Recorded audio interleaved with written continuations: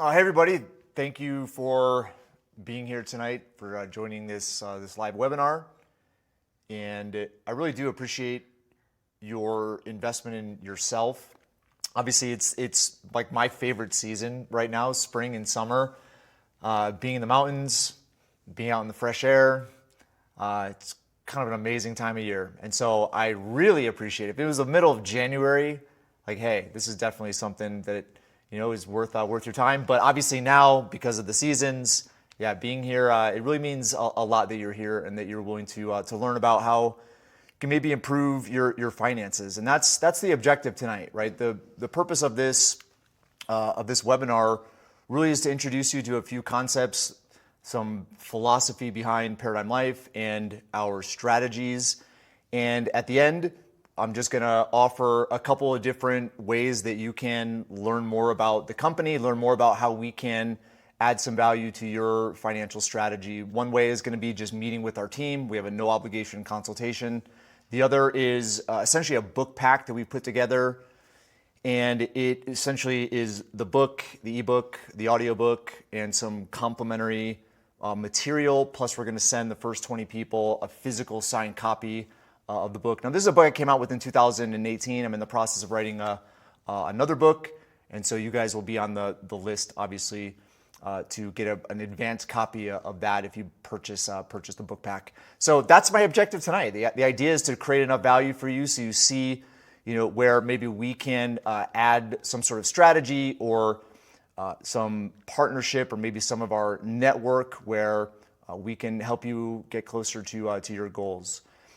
But I'm going to first kind of start with some context, because I had an interesting conversation with a new coach I brought on recently, actually this past year, because I'm a contrarian at heart, and I'm always skeptical, borderline cynical about the status quo. I don't know where it came from. My business coach questioned if I get into lots of arguments and disputes, and I'm like, no, I do, but it's like, in the end, I don't care if I'm right or wrong. I care about what's right, and that's the philosophy that I've taken with regards to the actual wealth strategies that we advocate for our clients. And you guys are going to see some of that tonight. So there's going to be some opportunity to ask questions, make comments, and I'll address those at the end of the webinar, because I guarantee if this is the first time you're going to learn about Paradigm Life or some of our wealth strategies, there may be some triggers. There's some stuff that we're going to say that may not jive with the status quo or the typical way of planning for retirement, operating your finances. But I'm going to get into some math and get into some financial principles, because in the end, that's the last thing that we want to do, is make a specific claim and not be able to back it up with proofs. And ultimately, our business has been built on the back of math, economics, proofs that the principle or the wealth strategies that we advocate actually work, and have done so since 2007. So let's go ahead and get into it. Obviously, the topic tonight, we're going to get into the Wall Street machine. It's a system that we're all a part of.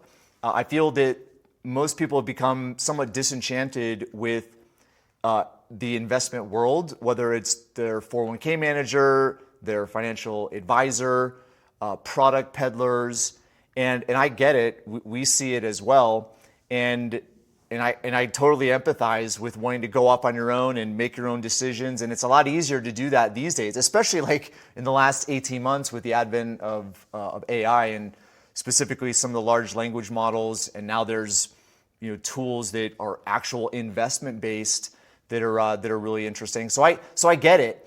And so my job tonight isn't to disagree with you at all. It's just to kind of bring some things to light as far as wealth strategy is concerned, and expose just some things that we're all a part of that we need to be aware of, because it doesn't matter how successful we are in the investing side of things. If we're not aware of some other areas, it could essentially offset any success that we do have in the investment side of things. So that's the goal tonight. So the business of money, I feel sometimes you hear news headlines of, the Wall Street machine is broken, or the system is broken, banks are broken, and I don't, Washington D.C. is broken. I don't think it's broken at all. I think it's an intentional system, and it was designed that way. And ultimately, I feel we're part of that system, and we aren't necessarily the beneficiaries of that system. There's a lot of money at play. I think we're seeing that. Love or hate what's going on in the fiscal side of things with the government in the United States. But there's a lot of waste, and I feel like the amounts of money that are just thrown around, and ultimately the American people are the ones that are fitting the bill. And really looking at what I'm going to show you, that some people sit back and they say, "There's not much I can do about it," which in a sense is true. But there are ways in which you can understand the system and operate in the system to be able to take advantage of the system for your benefit. So my goal is to expose some of those ideas tonight. So let's just get right into it. This is kind of the food chain, in a sense, a really simplified version. But I'm going to start with really where all investing starts, because in order to actually make an investment, you have to put some money aside. Obviously, you can borrow money and then invest it, but let's just say you earn income. Then the first thing that comes out of your paycheck is taxes, and then you have lifestyle expenses, and then you have net capital to invest. And then you make those investments, and then part of that whole machine is more taxes, it's advisors, it's fund managers, it's volatility. And then if you understand the dynamic of inflation, which is kind of the hidden tax, if you're investing for the long run, taking that into consideration can offset gains as well. So this is essentially the idea that I want to talk about. I'm going to use a calculator to demonstrate that, because in the end, I'm sure this makes sense to a degree, but when you actually see someone's financial life and how it plays out over the course of time, and how much taxes take away from the money that you earn, how much interest takes away from the money that you earn, and how little investment gains actually make a difference, it's surprising. That's why this is one of my most favorite demonstration to give clients, because it puts theory and kind of a statement of opinion in a sense, but it actually makes it practical and real. So this is a software system that I've used since almost the beginning of Paradigm Life. It's called Truth Concepts, and it's the founder is a dear friend of mine. I'm gonna try to blow this up a little bit so you guys can see it better. But the idea is, it's just a simple calculator suite, but it's been built in order to evaluate all financial concepts, claims, financial products, and be able to take whatever is said about it. This product does this, it will do this for you, it'll gain this, this is what happens over the course of time.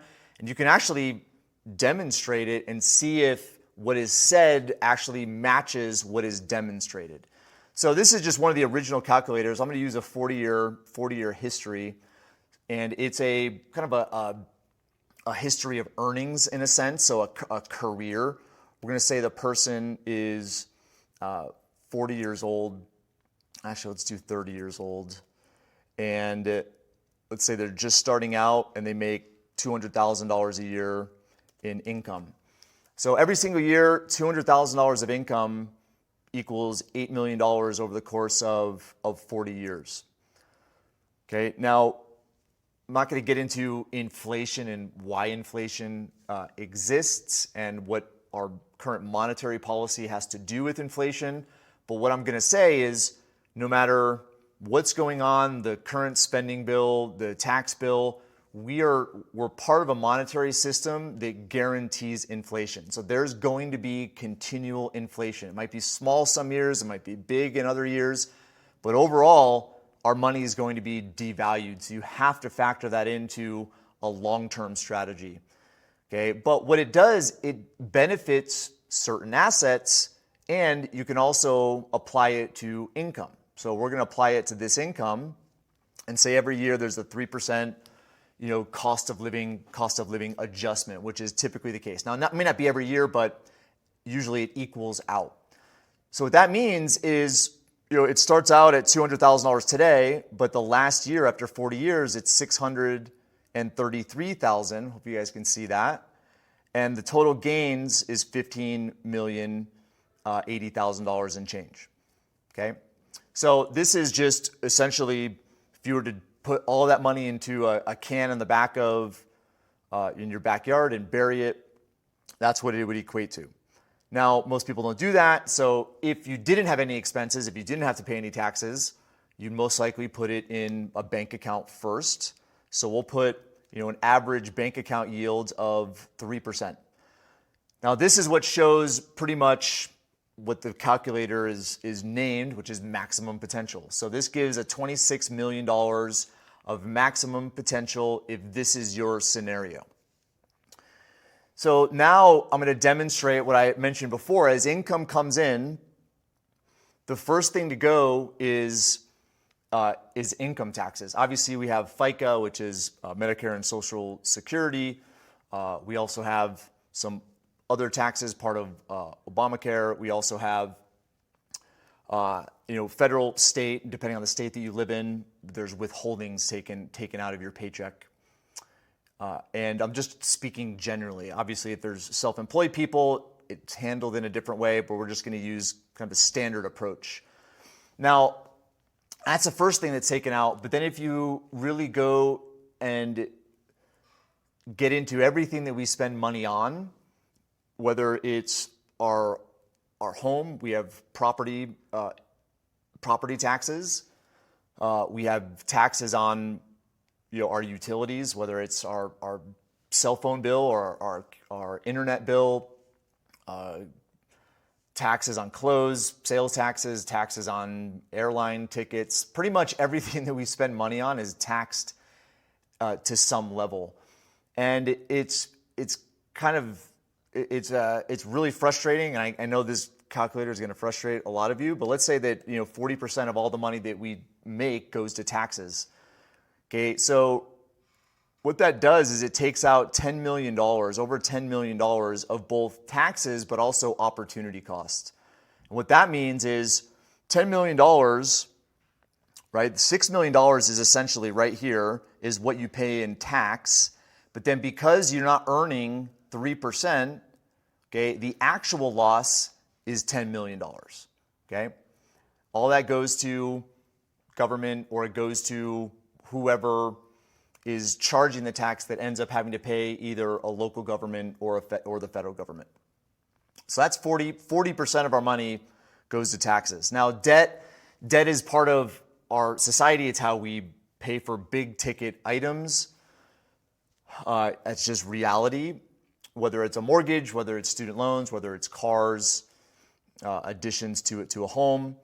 Okay, we're going to put in here that 30% of everything that we are spending money on is essentially interest payments, which is pretty conservative actually, but that leaves about 30% left. We're going to put 25% for lifestyle, which leaves 5%, which is right around the national average for savings.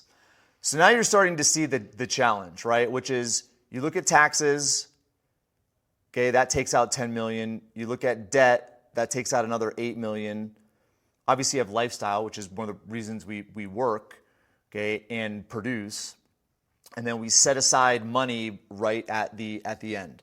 So the DIY side is really replacing what the financial services industry tells you to do with this situation, which isn't doing anything with taxes. It isn't doing anything with debt. It isn't doing anything with lifestyle. It's essentially trying to get a higher rate of return here.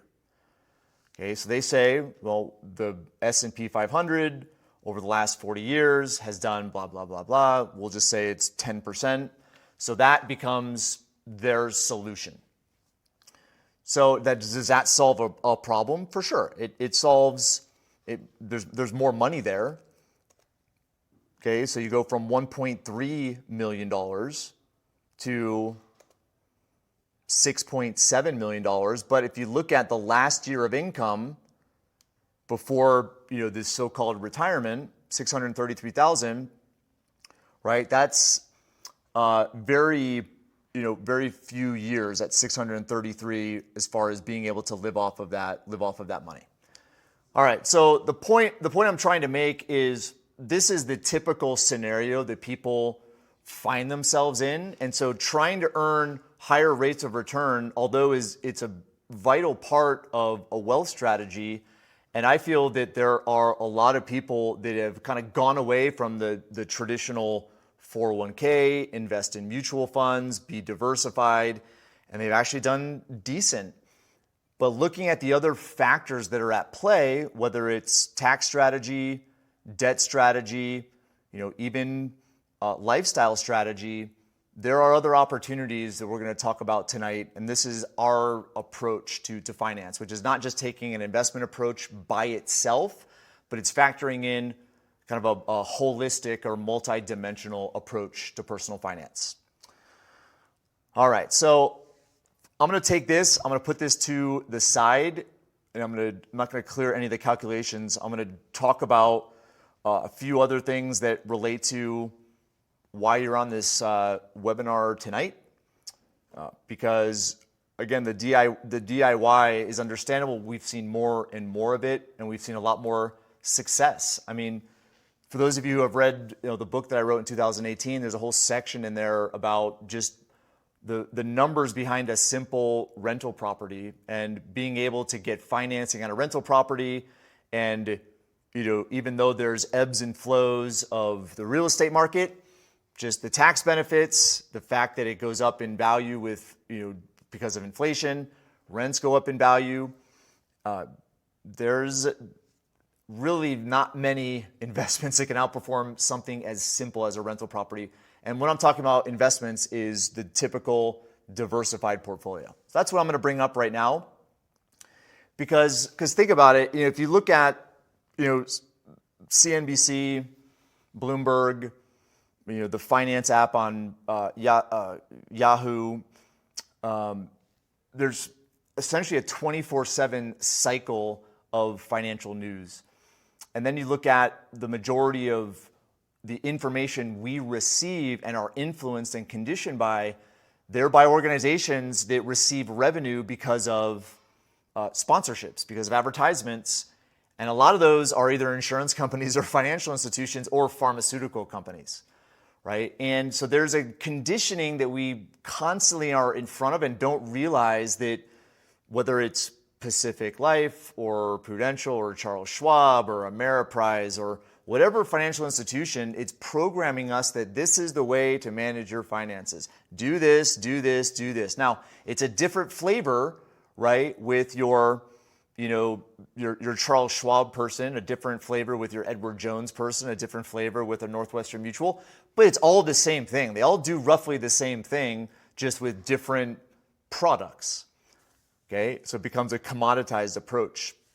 So really looking at evaluating the numbers, and it totally makes sense for them, but looking at you and I, those that are trying to figure out the system and say, this doesn't seem right, everybody's doing it, but it's not really getting many people ahead. Okay, hopefully these numbers tell that story. So this is just a market history of some of the primary indexes that are out there. And what I'm going to do is I'm going to put a kind of a common portfolio together. So I'm going to kind of take you behind the scenes with the financial services or the financial advisor world, because in order for us to give financial advice, we have to get licenses, we have to get certifications. In order to do that, we have to take tests, we have to put cases together, we have to validate certain things. And this is one of the things that's just part of the majority of our education that I don't agree with. It's basically putting portfolios of risk-based assets and non-risk-based assets together. And even though we have to do our continuing education, it's really frustrating having to do this over and over again, knowing that it doesn't work. But this is me. I'm cut from a little bit different of a cloth, but the majority of financial advisors out there pretty much are trained on the same thing and do the exact same thing and have not questioned the areas as deeply as those of us who have kind of gone outside of the typical financial planning world. So I'm gonna, like I said, I'm gonna do a 40-year history. So let's just do 2024 minus 40. So let's do, so equals 2024 minus 40.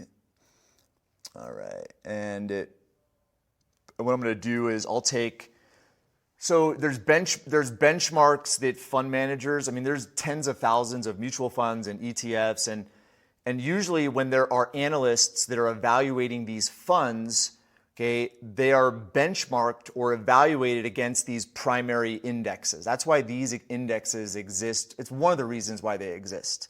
But most fund managers, they don't perform at the levels of the index. That's why most people now have gone to just index funds, which again is this DIY approach, which totally makes sense. But there's still, trillions of dollars in these fund managers' accounts. So I'm going to use the the S&P 500 composite, which is the 10.45, not the S&P 500 with dividends. This is typically the index from an equity side. Equities is essentially a share of equity of a company. Okay, this is the index. This is the composite index is typically the index that these advisors or these fund managers are held to. But then I'm going to use a combination with a bond index. So if a financial advisor recommends pure equities to a client, they actually can get sued because that's considered a really risky strategy.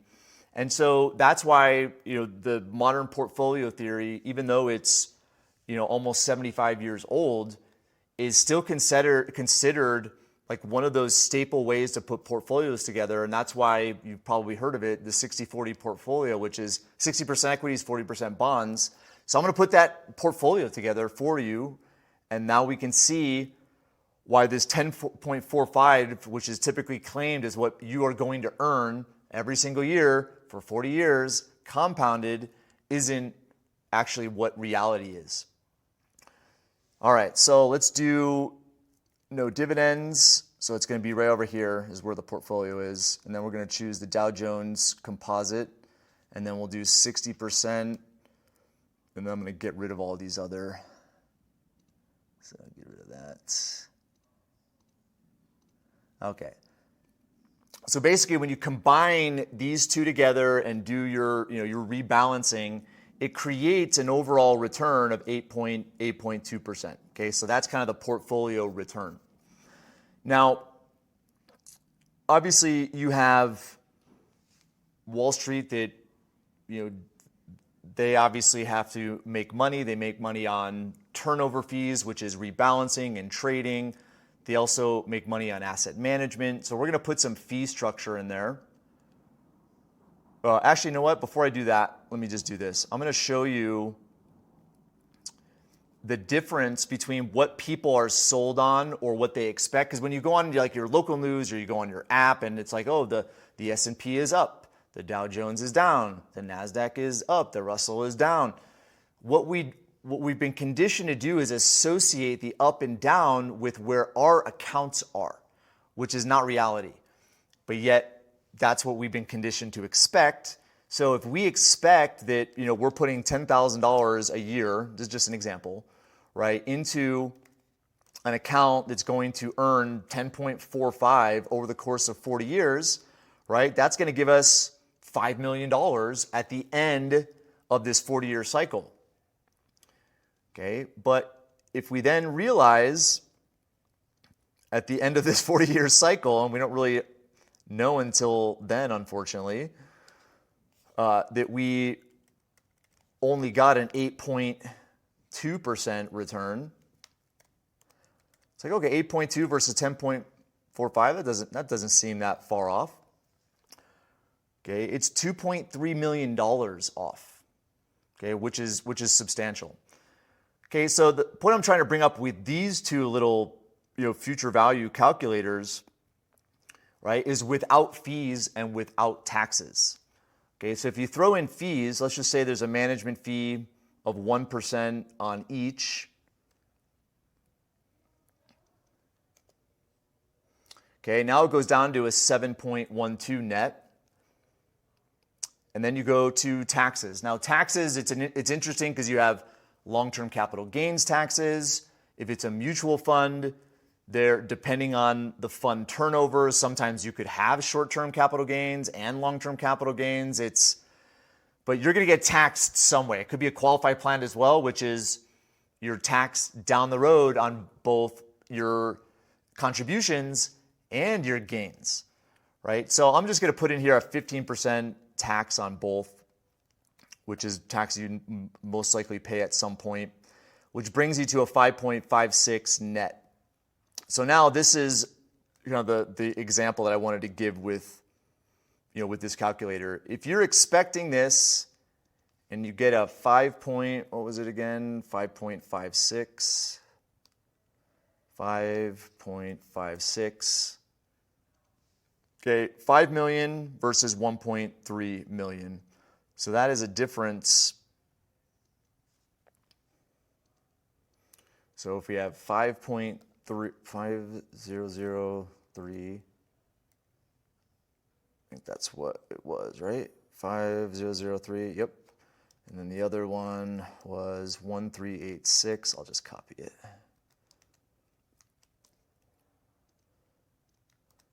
We do 1 year. All right, so that's almost 73% less than what was expected. Then you throw inflation on top of it, right? And 1.3 today is like, $1.3 million. Okay, but present value of 1.3, 386,536, 40 years. We'll do 3% inflation, 40 years, is basically the equivalent of $425,000 today. So this is just it's a demonstration that between now, when you basically end up with that 5% or 6% or 7% or 8% or whatever you end up with after you pay the government taxes, you pay interest on your debt, you pay for your lifestyle, and then you save. Now you have money left over, you put it away hoping that it's earning this interest, and then down the road, this is what you wind up with, because inflation, which is not the topic tonight, but inflation is a hidden tax because of our monetary policy, because we deficit spend, which basically means that we, as a government, spend more than we make, and then we go to the Federal Reserve, who gives us more money that we put into circulation, and it devalues, which is essentially creating more demand than supply, and prices go up artificially, and so our money is worth less. That's going to continually happen, right? So you've probably heard all of this, which is mainly why people have gone to the DIY route, because the system isn't working for them. And so I'm not saying that DIY investing is a bad thing. It's one thing to consider, for sure. But there's some other things as well that could also benefit you, and that's what we're going to get into tonight with the remainder of our time. So hopefully that's made sense to you so far. I mean, this is the reality that we live in. This is what's going on all around us. As you can see here, this is what funds our government. This is what funds Wall Street. They have a lot of influence, a lot of power, and the narrative continues. And it is what it is. It's a system we live in. We can't. I mean, does it make sense to go live in another country? I'm not saying that. I'm saying it's the system we live in. We have to accept that. It's fine. When we know the rules of the system, now we can play within the system, or play a game within the system that's different than the game we're playing right now, because the system is essentially playing us as opposed to us playing within the system. And then I'm not going to get into retirement tonight, but most of you have probably heard, the Monte Carlo simulation, which is essentially a distribution rate, so that when you do get to this, top of the mountain where you have enough money, or you have money to retire, the withdrawal rate that's recommended is 4%, which is just a really low distribution rate, which doesn't provide much income whatsoever. And there's obviously alternatives there, but that's just, again, part of the same system. And I'll go off script for a second, because there's a situation we're dealing with right now with a mother of a client who passed away, and we're dealing with Merrill Lynch, and the woman, this mother, was in her almost 90 years old, and it was IRA money. I mean, IRA money, independent retirement account, it's money that's supposed to be spent in retirement. It's not supposed to be passed on in an estate. But it was, and if you understand, there's state laws, but in most states, if the beneficiary of an IRA is old, right, and no longer alive, and there's a contingent beneficiary that's no longer relevant, then it defaults to the estate. And there wasn't a trust in place, it was just a will, so now that has to go through probate, and it went through probate, and now the Merrill Lynch, again, it's just this whole thing of like being able to actually get money for someone that has passed away already. But that's the game of Wall Street. They want to keep your money as long as possible, and just, that's their primary rule. Even though it's called retirement planning, right? They essentially want to keep your money because that's how they ultimately get paid. And I think the 4% rule is part of that. I may get into some of the retirement income strategies tonight if I have some time, but there's some material inside of this academy within the live stream that you guys are experiencing right now. Okay, so let's keep going. I got a lot more to cover.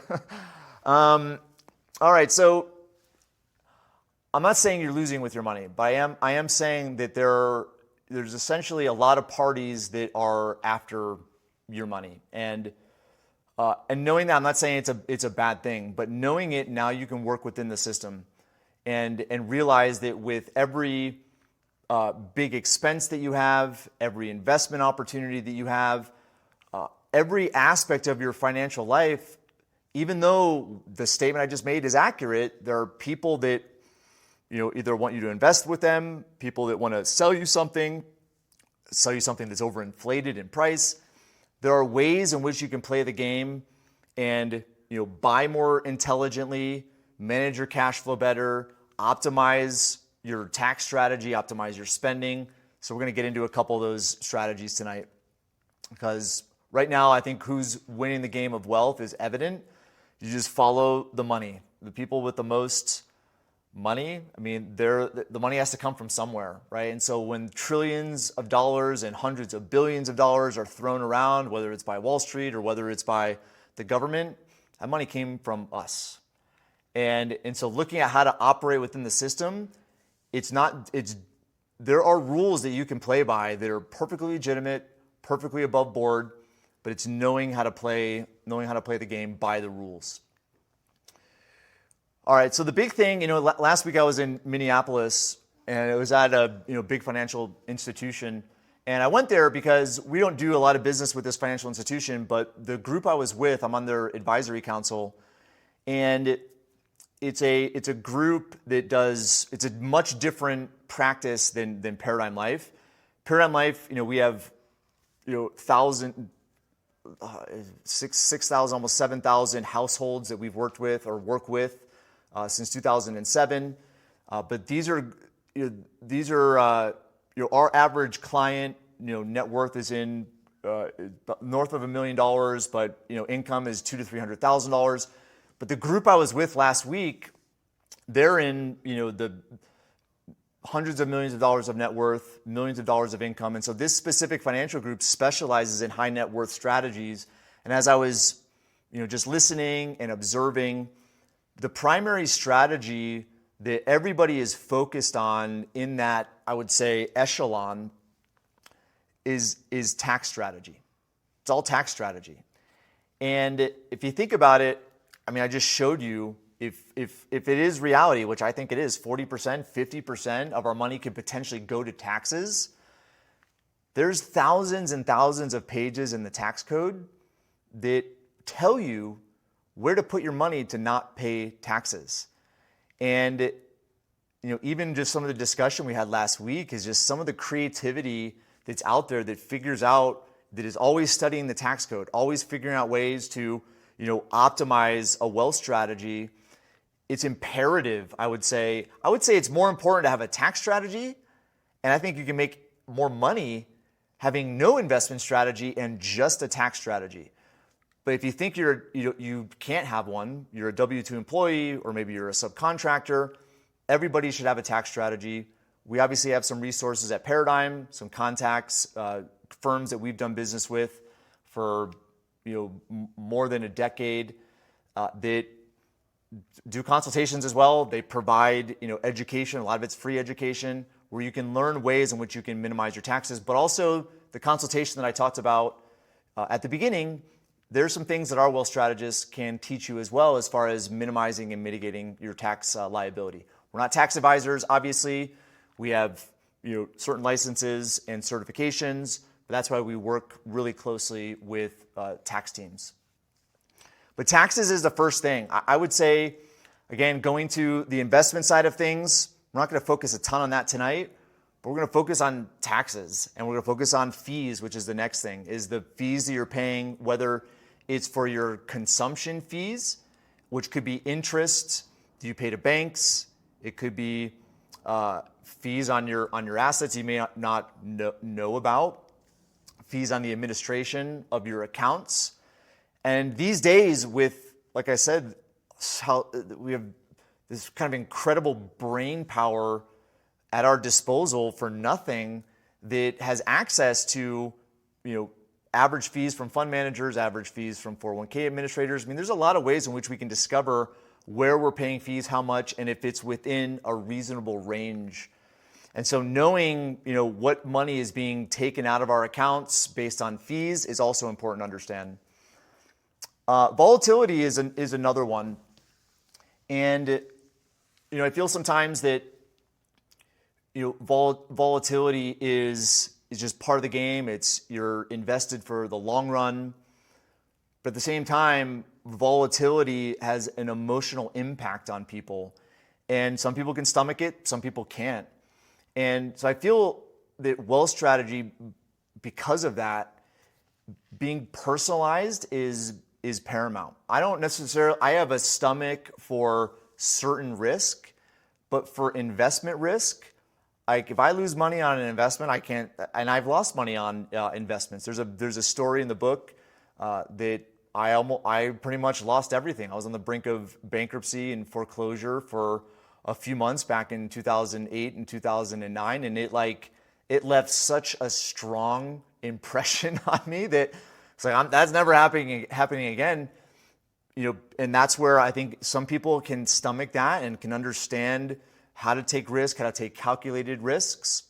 But what I'm saying is that you don't have to take big risks in order to build wealth.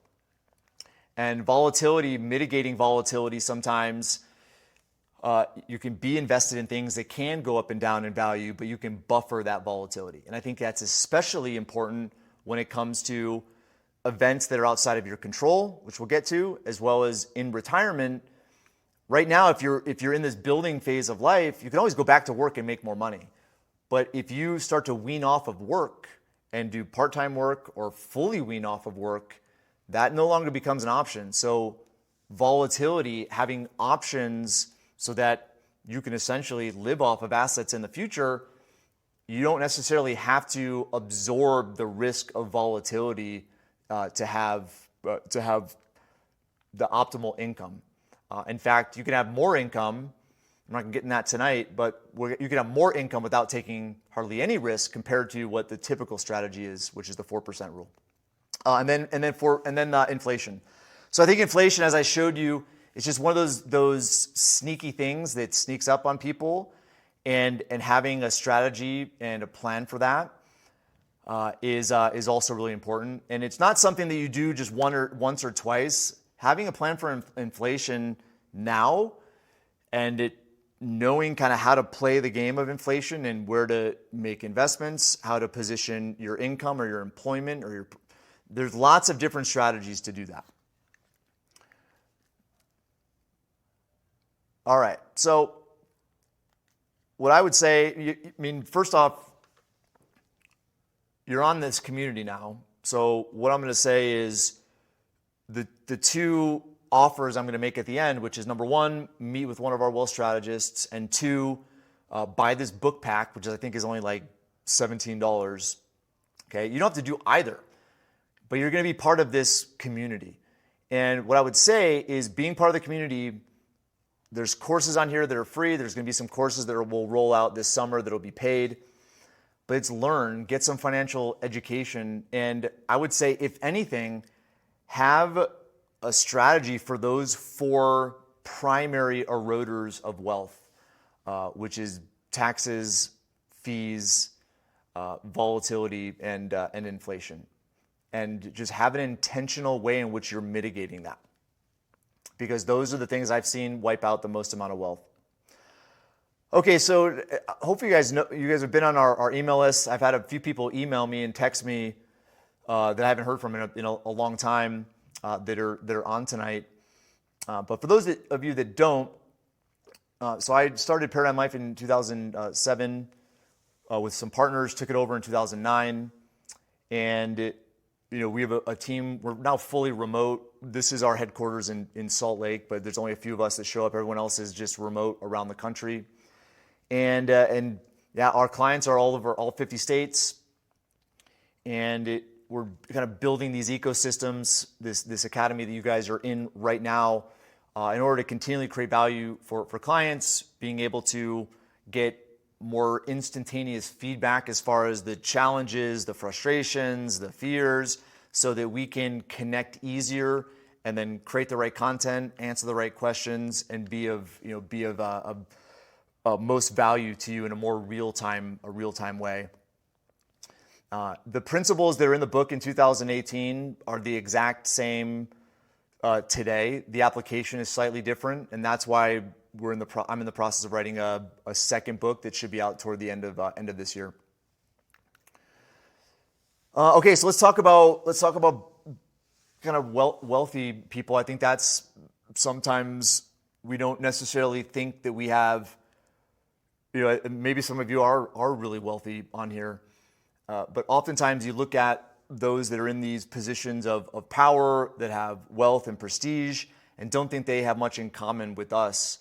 But there's a lot that we can learn from them. I've learned a lot from investigating and understanding, studying family offices. I have a lot of colleagues who manage billions of dollars in private wealth, and I get to see kind of what strategies they put together, what the families of these wealthy organizations do, how they operate, and it's not much different. It's much less different than you would think. But the one thing they don't do is gamble. They take more calculated risks. So I'm going to show you a couple of examples in a second with Berkshire Hathaway, and then also a report that came out at the end of 2024 with multifamily offices. And I'm also going to bring up just a simplified version of Bank of America's balance sheet. And I'm just going to show you similarities between these 3 types of organizations. So multifamily offices are essentially wealthy people who share an organization of professional services. And then you have Berkshire Hathaway, which is Warren Buffett's holding company, one of the most successful investment companies in history. And then you have Bank of America, which is, I think, the second or third largest bank in the United States. But really, if you go to where our strategy came from, so the perpetual wealth strategy is an approach to personal finance, and we approach every situation in a principled way and almost the same way.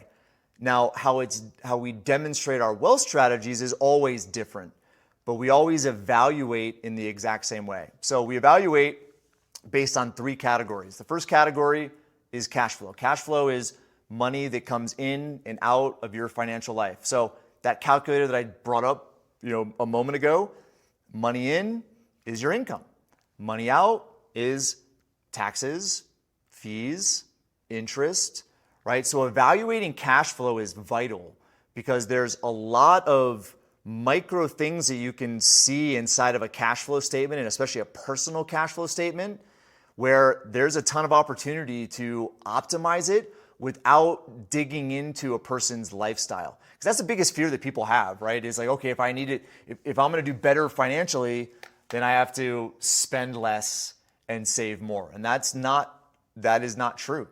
There are things within, a person's inflows and outflows. They're crazy. There's just crazy opportunities in there. And I'll talk about a few of them. The second is protection. So protection is one of the most overlooked elements of personal finance because there isn't gain from protection. However, between the time somebody is saving for the future, which, let's say it's today, and that future, there is likely to be a job loss, a death, a disability, a lawsuit, some sort of disruption that will disrupt a person's financial life. We don't live in a vacuum. Life doesn't happen on a straight line. It's curvy, it's wavy, it's all over the place, and it's inevitable that something is going to happen throughout our career. Happened to me in 2008, 2009. Obviously, there's small things that have happened since then. There's a couple big things that happened since then. But these disruptions can be minimized and mitigated with protection strategies. And anywhere from businesses that, I know a lot of businesses that have actually gone out of business because of cybersecurity hacks. So you have that element. You have businesses that go out of business because of essentially a rogue executive. But then you also have lawsuits. Okay, you have job losses, and because money's tied up in retirement accounts or illiquid investments, that compromises wealth building as well. So there's all of these events that could potentially happen between now and the time that our money is actually going to materialize and we're going to use it in the future. And so protection alongside wealth building is another approach that we take. And like I said, with the thousands of clients, almost 7,000 now, we've seen a lot of disruption, and that disruption was never anticipated. And that disruption always could, and often it does with some of our clients, causes the wealth building efforts to not turn out to be what was expected. And so this is where protection is just a vital, whether it's estate planning, whether it's income protection with life insurance or disability, asset protection with your homeowner's insurance or personal liability umbrella insurance. There's a lot of strategies there that you may not think are that helpful, and you may never need them. But it just takes one event, one thing to happen that could completely disrupt your wealth building. And so that's another approach that we take. And finally, there's the wealth side of things. I think the majority of financial services focused on wealth, asset allocation, where to put your money, how to get a rate of return, et cetera, et cetera. So I'm going to talk about a few of these things tonight. But when we approach clients, okay, we evaluate their cash flow, we evaluate their protection, we evaluate their wealth. And then we have a playbook as far as strategies to improve cash flow, optimize protection, and then optimize wealth building. So I'll give you a few just to give you a taste. So spending strategy, tax strategies, debt strategies, income strategies. Protection, income protections, asset protections, estate plan protections, liquidity protections. Wealth, we have a tool called the hierarchy of wealth, which you'll learn about tonight. We also have a wealth strategy called family bank. We have something called the volatility buffer, which is a retirement income strategy. And then we have a strategy called covered asset. So now I'm going to go back to essentially the calculator we started with, and I'm going to apply some of these strategies in concept as far as if you deployed a spending strategy, a tax strategy, a debt strategy, if you had protection in place, if you did have wealth building asset allocation that gave you good net returns, where your wealth would materialize compared to what the typical financial plan is. So let's go back to this calculator. Oops. All right, here we go. All right, so as you see here, right, you wind up, we're going to get rid of this 10%, right? And we'll say like a more reasonable asset allocation return is, let's just use 7 as something that's really, really conservative, okay? But let's say tax strategy, right? So 40% are going out in taxes, okay? What if we were able to deploy a tax strategy that brought that to 35%? Okay, now you go from, just show the difference there. You go from 40, okay, which is $3.1 million. Okay, you go up $2 million just on a tax strategy. And there are some tax strategies that can cut taxes in half. I mean, there's, especially with business owners, real estate investors, a lot of opportunity there. Now let's go to debt strategies. So I think debt, sometimes people don't see debt as a wealth building strategy. And whether it's optimizing good debt like mortgage or long-term debt like student loan debt used in a good way, or even car loan debt that is legitimate, which maybe I'll get to some of that tonight, because sometimes these like incentive teaser 1.9, 2.9, 0% rates. I mean, again, the cynic and skeptic in me, the contrarian, is like, when I first saw those years and years ago, it was like 0%, really? Like, so there's advertisements that are able to get past the FTC and get past, essentially, or whatever the communication board is that approves, good advertising. They can fly under the radar and essentially tell us, hey, you're getting this deal, but you're not really getting that deal in the fine print. That's obviously in the pharmaceutical industry, it's all over the place. Okay, but there's ways in which you can optimize debt and essentially reduce the amount of interest that you end up paying. So let's just say we reduce debt payments by 5%. Okay, and let's just say we keep lifestyle the same. Right? So right there, we reduced the rate of return, which in some cases, depending on your experience, your merit, you can improve your rate of return. But we reduced the rate of return, optimize these two other areas, okay, and we have several strategies within each of those areas. And obviously, if you put in some protections, not only do you optimize those areas, you're also able to ensure that regardless of whatever the disruptive event is, it could be a health scare, it could be a job loss, it could be the loss of a loved one, it could be a disability, the whole host of things that could happen. Being able to protect yourself against those events, ensures that this materializes. Now, one last thing that I didn't expect I didn't want to talk about tonight because there's just not a ton of time. But we partnered with a company.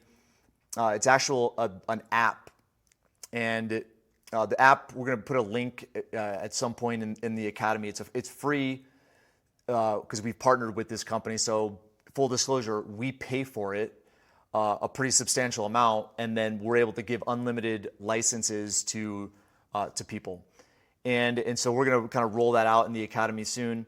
But essentially, it was designed by financial professionals in partnership with behavioral economists, academics who understand how the brain thinks when it comes to spending. It's not a budgeting app. It's essentially a spending strategy, spending app that just works with how we're rewarded so that we can have an amazing lifestyle, live fully today, but do so responsibly and ensure that our future is protected.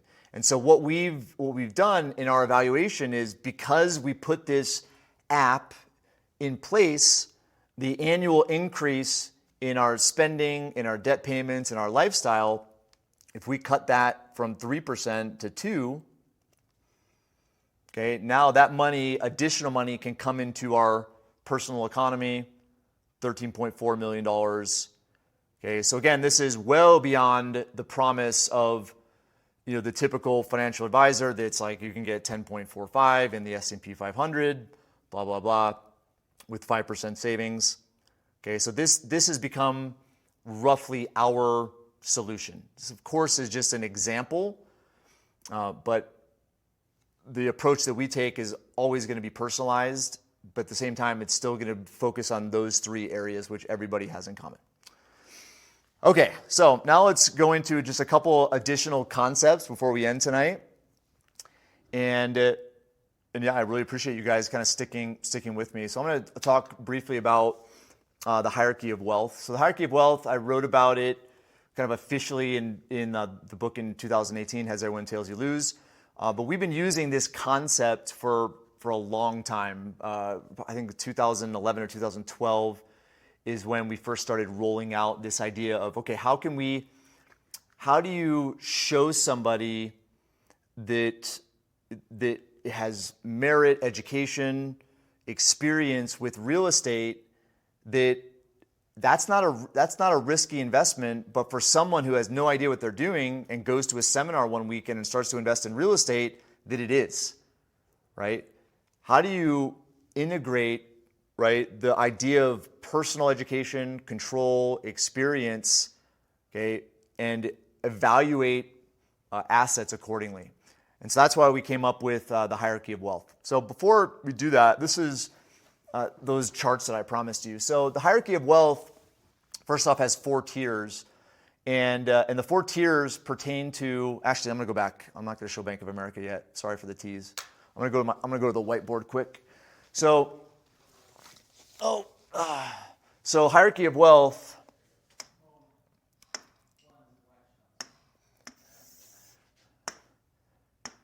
All right, so you have the pyramid, and there's four tiers.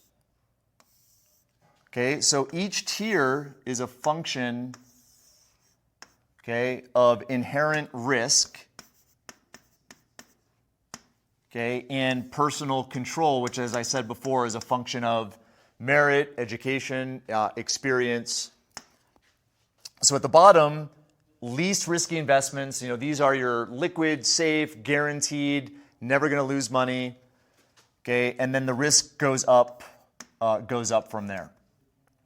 Okay, so this, in a nutshell, is the hierarchy of wealth. Now, where did this come from, and specifically, where did the percentages that we recommend inside these tiers come from? Because the percentages are interesting. So these percentages, we have about 30 to 40% in tier 1, which is our tier 1 capital, and then tier 2, a similar percentage range, and then tier 3 is a little bit less, 20 to 30%, and then finally in tier 4, which is your highest risk, least control. These are the assets that are speculative, high degree of loss, right? This is where 5 to 10%.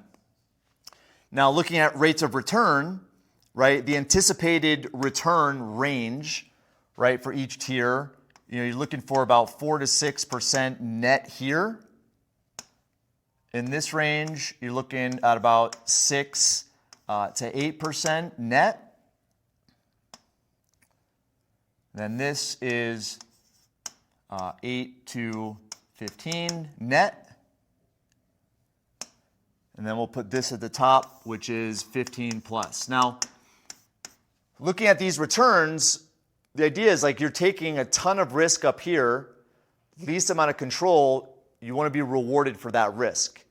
Down here, hardly any risk, but you still want to be rewarded. So it's how can you fit the criteria and get the highest returns for the least amount of risk in each tier.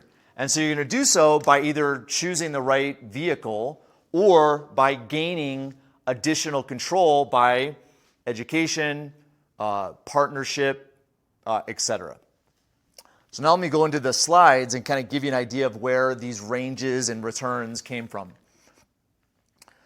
So Bank of America, I came across this in probably 2010, 2011, where big banks and corporations hold a huge amount of liquidity in a specific type of asset class. Okay, so first off, these are all public information, but tier 1 at Bank of America is actually, let me put that slide back on the screen.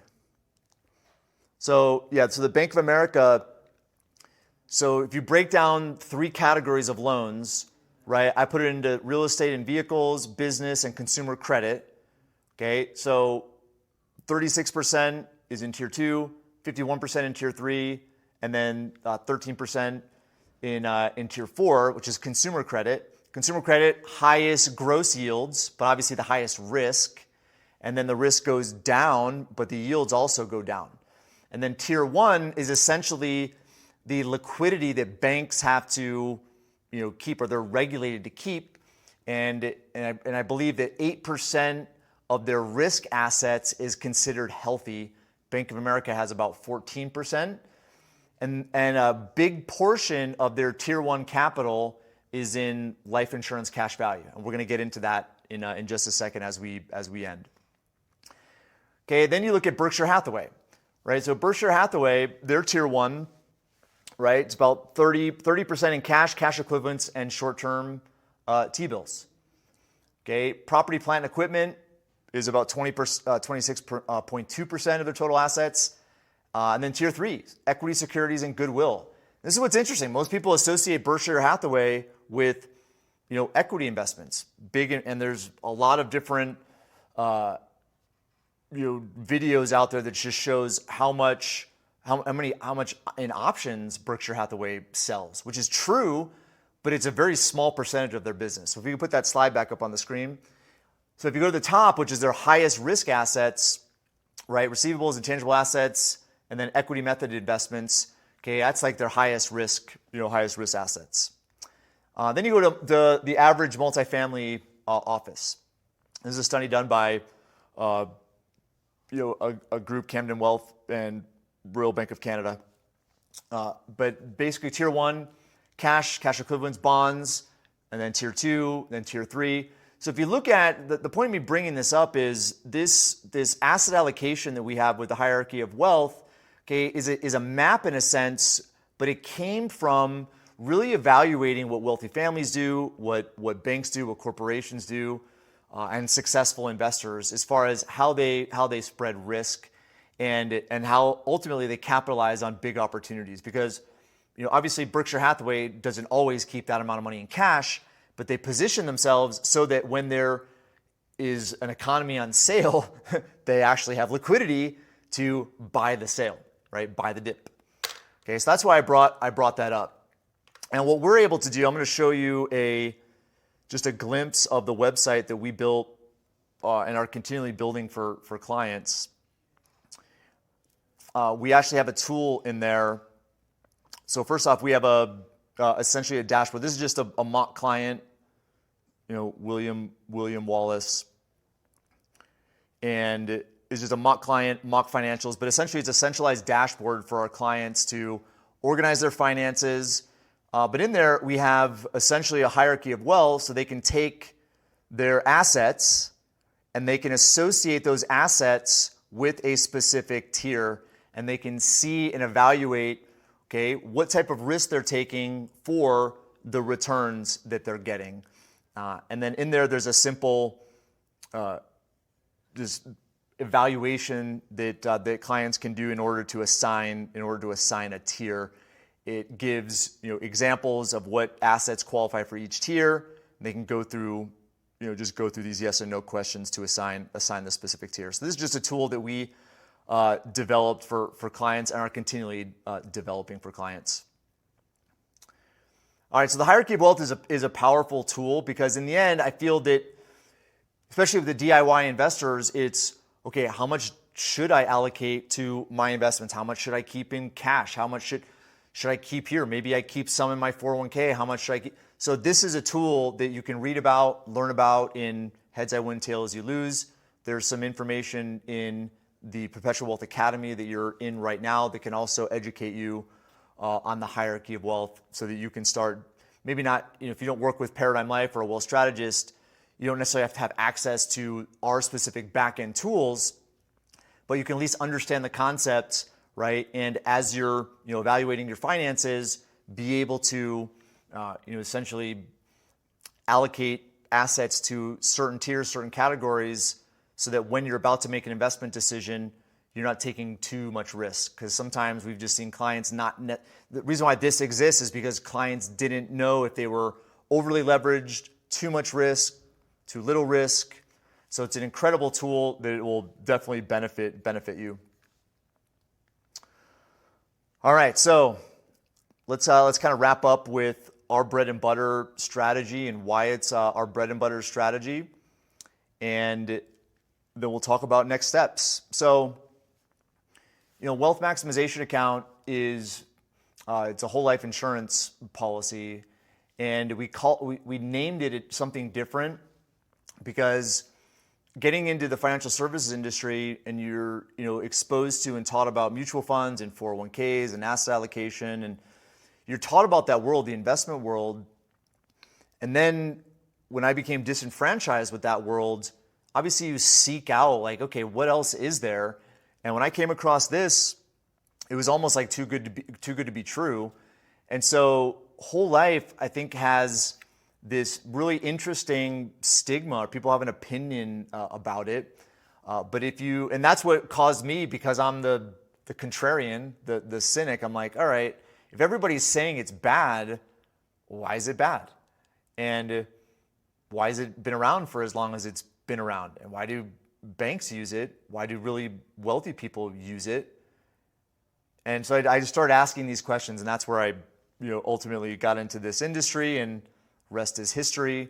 But this is just a really simple demonstration, right, of how whole life works, and hopefully this makes sense to you guys.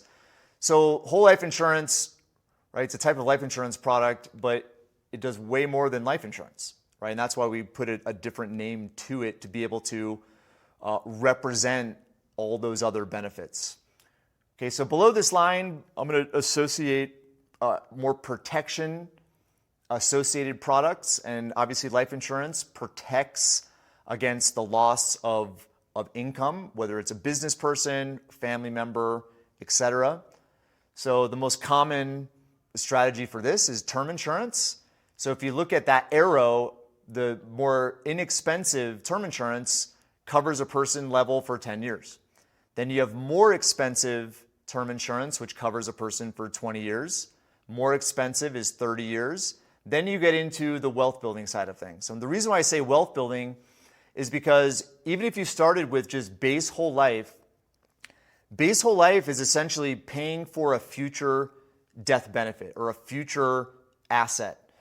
Okay, you don't necessarily get to experience it right now, okay, but your estate does. So what that means is if you use that asset for that purpose, it allows you to treat your other assets in a different way.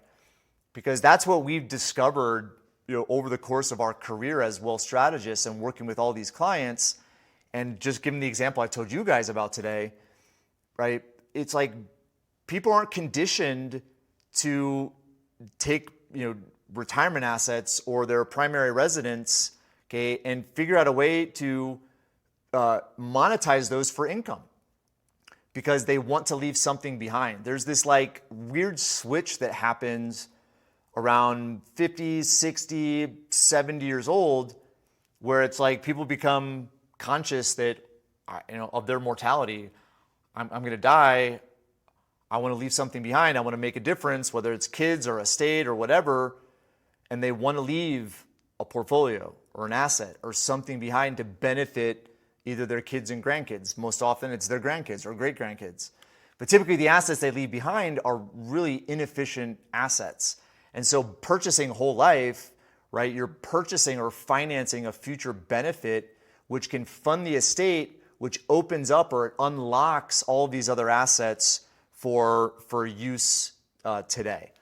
But as we started learning more about insurance and how to position it, we came across this IRS or IRC, Internal Revenue Code 7702, which essentially caps, relative to a death benefit, it caps the amount of money you can pay for a death benefit.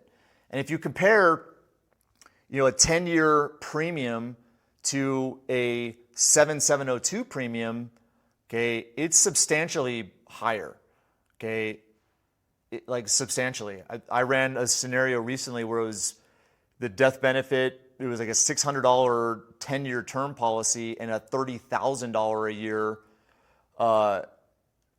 7702 premium, right? So it's substantially higher, but all the benefits that come with that, term insurance doesn't have any of them other than a coverage amount, okay? So this is more of a wealth building play than it is a coverage play. Coverage typically with clients, where that protection is needed, we often do a hybrid, a mix of whole life and term. All right, then you have single pay. Single pay is a one-time premium. All money goes to cash value. So the reason why we do all this is just because of the benefits. Number one, when you put money into these accounts, there's cash, especially at that 7702 level. That cash is liquid. There's no penalty to take it out or use it. It's protected from creditors. It's a private contract between a private person and a private company, so it's not on any public record. Okay, and that's why there's a substantial amount of creditor protection, even though there is not credit protection, officially in courts in every single state. But in a lot of states, there is creditor protection even if you disclose that you own insurance. There's guaranteed interest income. There's an annual dividend with some of the companies that have been paid for almost 200 years. You're buying future net worth, as I mentioned. There's a disability self-funding mechanism. There's an acceleration of death benefit due to critical illness, which is a very important component, especially the last 10 years of life, which ends up being the more expensive years of life, where typically people have to either sell assets or use family assets to pay for the care. Whole life, having that in place allows you to accelerate accelerate a death benefit in advance of death in order to pay for some of those expenses. Then you have tax-free, growth, potentially tax-free distribution, guaranteed policy loans. Covered asset is the retirement income approach that we take, where when you position a whole life death benefit, you can now accelerate or optimize income from all other assets, having this positioned as your legacy asset. And then the volatility buffer, this is a really simple retirement income concept, because right now the go-to is this Monte Carlo 4% rule.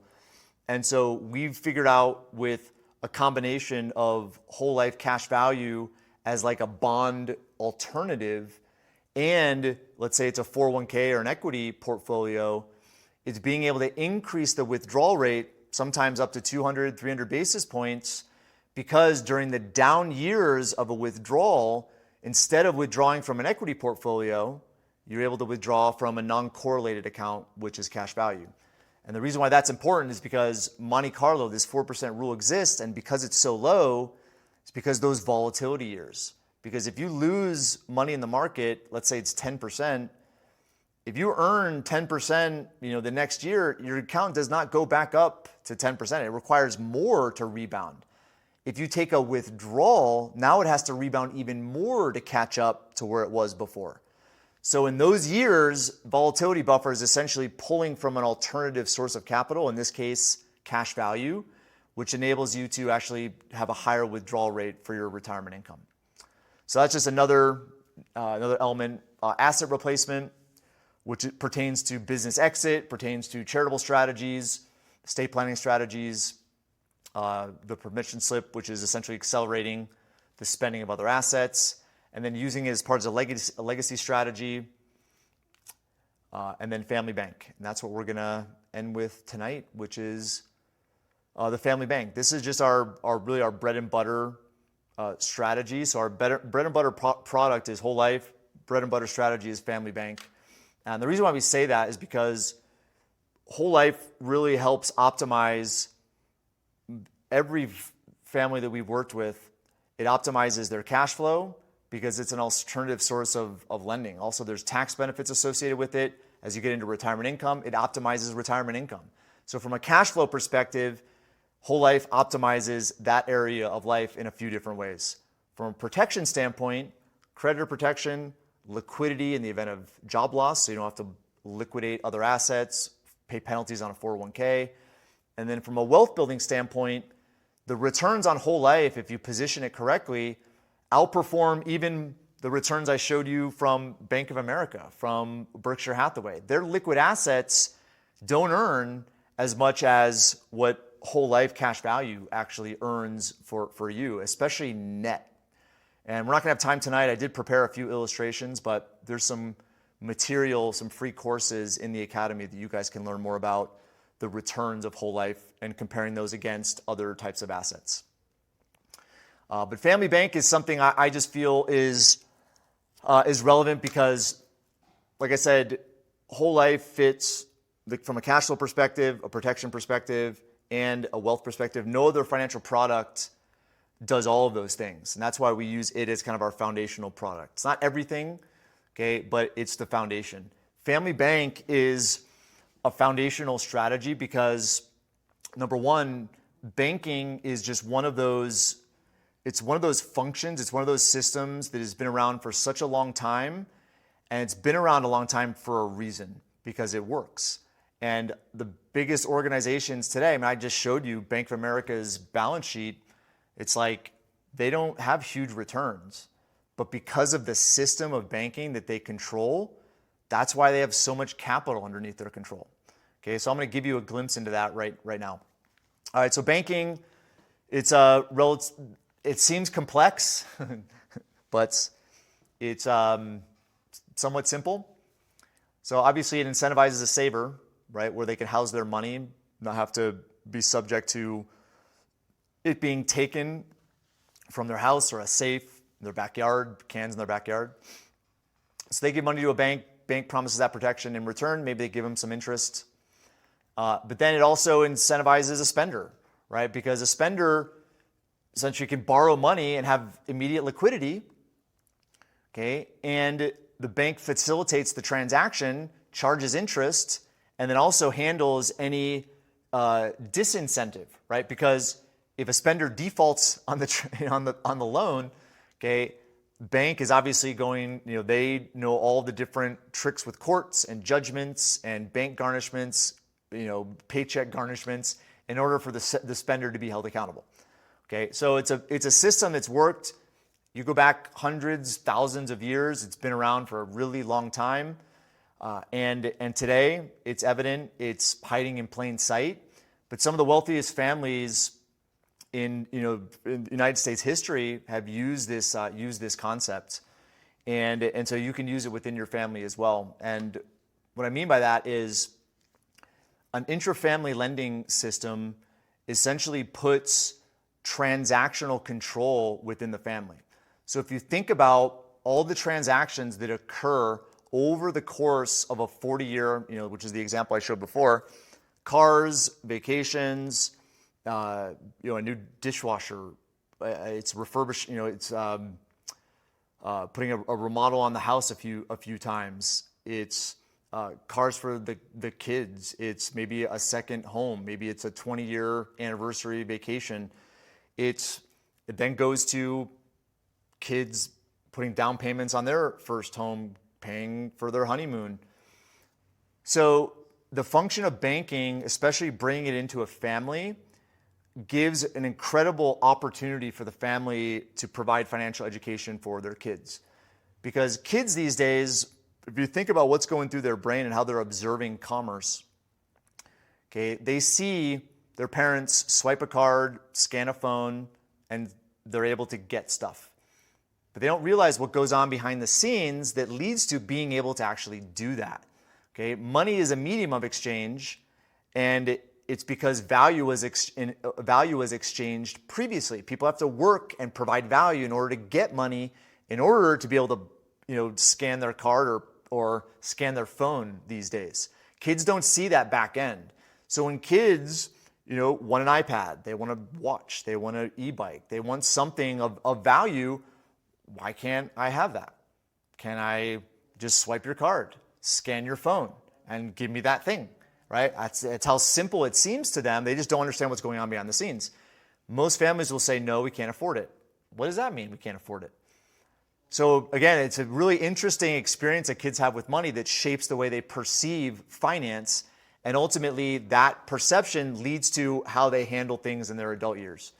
So the point I'm trying to make is now incorporating the family bank into a family, there's another response that can be given.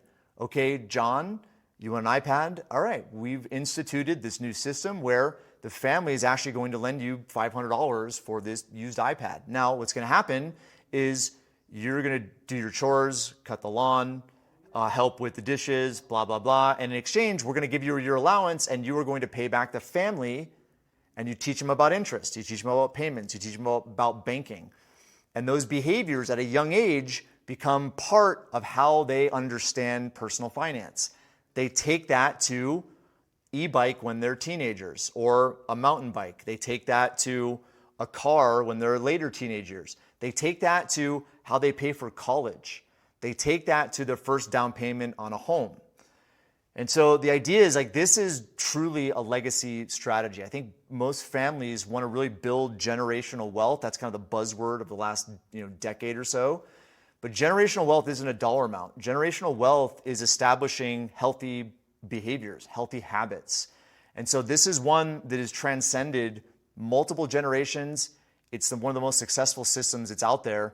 And whole life, the wealth maximization account, it allows you to have cash that's building in that tier one foundation. But then the insurance companies that manage these accounts, manage these insurance policies, will give a loan to policy owners against that cash value. So that cash continues to grow, but you can use the policy loan from them. They're going to pay you're going to pay interest to them, okay? But you can use that to teach kids essentially to pay for these things, and it's not going to interrupt the growth of that wealth. And just as much as it can be used for kids, families can use it to go on vacation, pay for their cars, put remodels on the house. There's a lot of different examples we can give. In addition to what I showed you, with that calculator, reducing taxes, debt payments, lifestyle, this is a way in which you can add hundreds of thousands up to millions of dollars to your overall wealth by optimizing the way in which you pay for small items, but also big items, whether it's your cars, your kids' education, and then obviously, what your kids are going to be involved with in the future, right, which are bigger transactions themselves. And then you can actually build this whole mechanism into an estate plan, which can then be carried on into generations. And we have a tool for our clients that is essentially a kind of a management system, a family bank system. And there's also a GPT that we built that can help them put it into their estate plan. And so we're not necessarily rolling that out with non-clients yet. But that's just something, again, it's a way in which you can optimize what you're already doing without having to take risk. And that was kind of the point tonight, which is what I'll end with, which is essentially finding ways in which you can build wealth. It's within the system, okay, but it's playing within the rules of the system, okay, but it's not necessarily taking unnecessary risk and jeopardizing your hard-earned income, hard-earned savings. Okay, let's move and close this thing out. I appreciate you guys and paying attention, learning tonight. We'll answer some questions in a second, but I'll end with this. We obviously, if you're DIYing it, right, it's totally understandable. I feel that the financial services world has become, more of an investment provider than actual advisories. Obviously, there's exceptions, and so what our mission is at Paradigm is to not only provide financial education, foundational frameworks, foundational products. Unfortunately, you can't go out and just buy these type of insurance policies. You have to go through organizations to do that. Okay, but it's also to add, whether it's the education side of things, strategic partner relationships with each of those financial pillars, cash flow protection and wealth, so that initially you can find ways to optimize your personal financial situation, but your situation is going to change. And so those strategic partnerships, being able to continually evaluate your situation every year, a couple times a year, okay, is having a team in your corner to do that. And we want to be that team. And that's how we're positioning our academy. We're positioning our organization to be able to work with a large number of people. Obviously, we work with thousands of people all around the country right now, and we're hoping to work with you guys as well. So now's the time where we're going to give some options. Your decision is either tonight you can do nothing, right? And indecision obviously is a decision. But given why you're here tonight, you wanted something to get you further ahead. We don't charge for our consultations right now. this is probably going to change, because one of the things that may be in the new tax code is a tax-deductible advisory fee to create kind of a full-on, full-scale financial plan or strategy, which could kind of turn us toward that, as opposed to right now, which is basically a free consultation. So that's the first thing. There's a QR code on the screen. We'll also put a link in the kind of the chat box. But we'd love to meet with you. If you're a client already, maybe we just haven't spoken in a few years, still scan that QR code, and we can set up a call with a wealth strategist. We have dismissed several wealth strategists over the last few years, and your wealth strategist may not be here anymore. And so we have an incredible team that's passionate about what we do, and we can connect you to one of them if your representative is no longer here. And the last thing you could do, if you're not ready to meet, you want to keep learning more, this is probably the best place to go. This just gives you the full story behind everything I showed you tonight. Obviously, there's more. We just don't have a lot of time.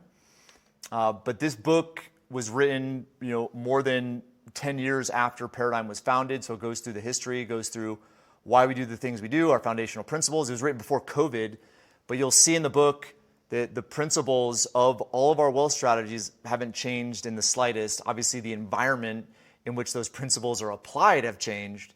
But anyway, the book is still just as much relevant today as it was in 2018. And there's an audio version, there's a Kindle version in this book pack, and then there's some videos and additional resources associated with the book pack. I think it's $17. So I'll send you a physical copy signed by me for the first 20 who purchase it. So, all right, guys. Well, you've been amazing. I'm going to answer some questions before we sign off, and then we'll call it a night. So, do we have any questions that came across? No. All right. No questions. I'll give it a minute before I say our goodbyes. So no questions.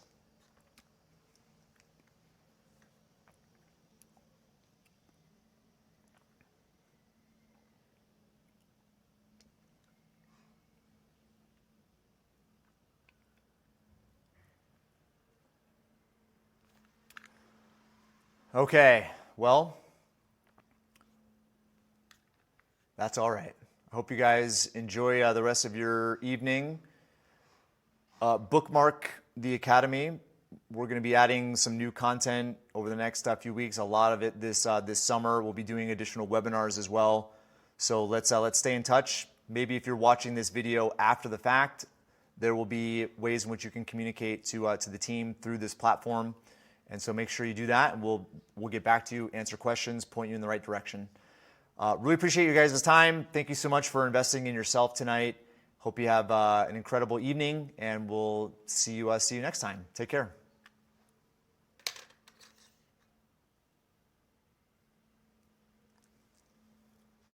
Share on why it does to her what it does, really just ain't fair. Why it always takes her with it and only brings her back now and then.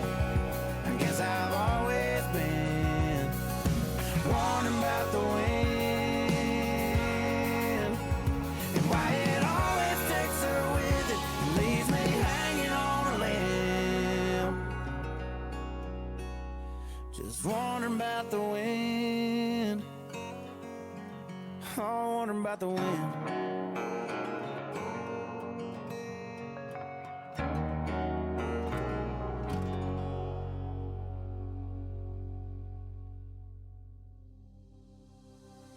Simple as can be. I got your hands in mine.